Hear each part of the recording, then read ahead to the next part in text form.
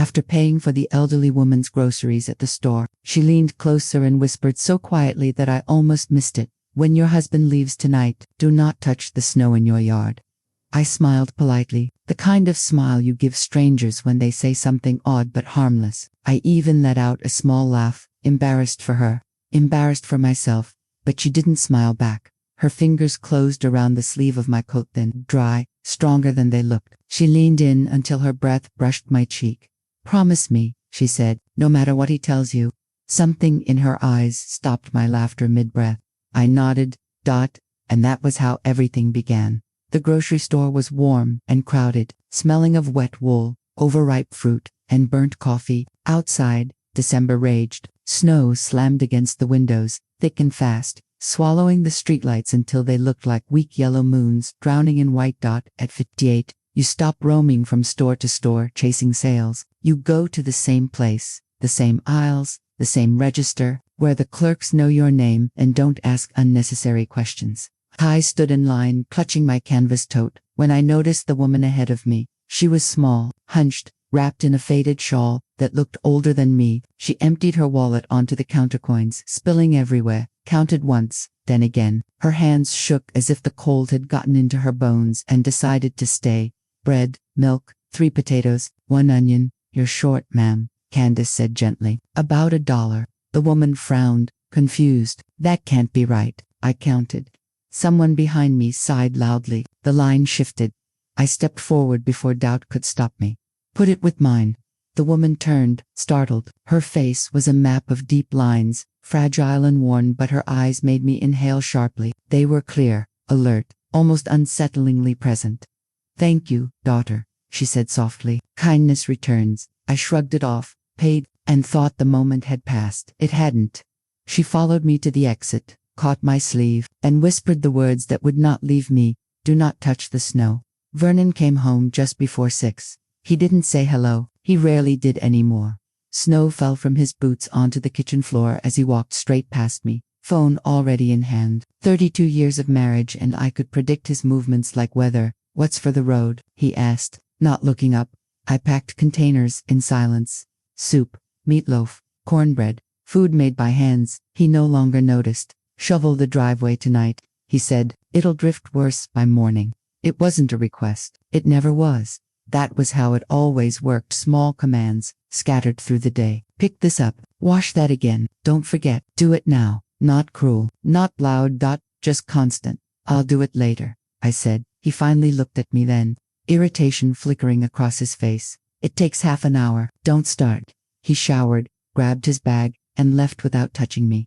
The door closed. The engine faded.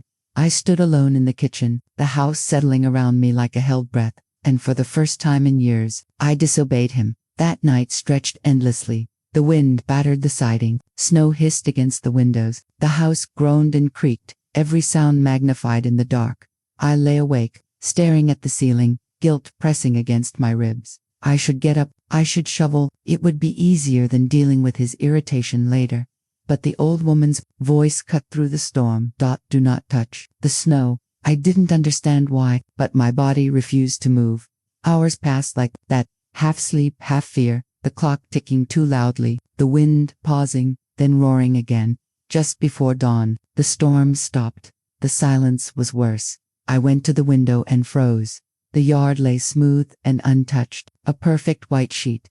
But cutting through it were deep footprints. Heavy boots, long strides, purposeful. They led from the gate to the house, then around it, window to window. I felt my breath shorten. My fingers gripped the windowsill until they ached. Someone had been here. While I slept, I moved from room to room, checking each window, each latch, my heart pounding louder with every step. The prints circled the house calmly, methodically, as if whoever made them had all the time in the world.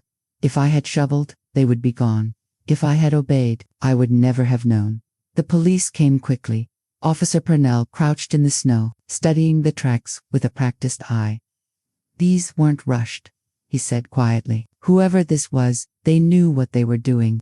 A neighbor's security camera filled in the rest. A company car, a man inspecting my house at night. By noon, I was sitting in a real estate office, staring at a document bearing my name and a signature I had never written. My husband had forged my consent he was selling. The house. My house. Shock didn't come as anger. It came as numbness, as a quiet, hollow understanding settling in my chest. This hadn't started yesterday.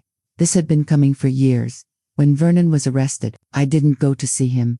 There was nothing left to explain. The house stayed mine. The marriage did not. Spring came early. Snow melted. The footprints vanished. But they left something behind.